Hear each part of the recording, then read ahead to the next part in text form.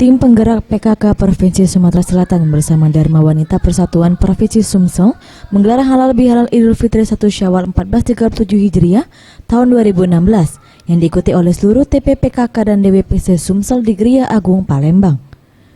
Ketua Tim Penggerak PKK Provinsi Sumsel, Eliza Alex Nurdin, mengatakan halal bihalal dan silaturahmi ini memang sudah menjadi agenda tetap setiap tahun.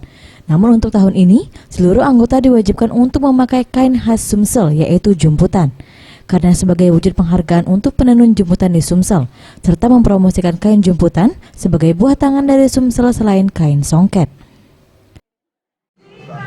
Visinya untuk meningkatkan sekaligus promosi, sekaligus membantu pemberdayaan ekonomi para pengrajin.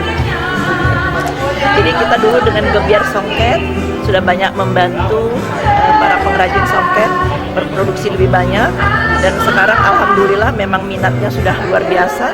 Kita kembangkan lagi kepada jumputan karena banyak sekali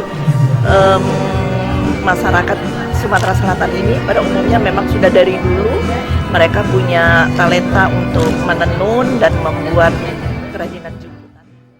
Sebelumnya selama Ramadan, kegiatan yang dilakukan PKK dan Dharma Wanita Sumsel antara lain menggelar bazar kemudian mempromosikan kain songket. Farah Dewi Satria, Septiawan Rizky, Sriwijaya TV.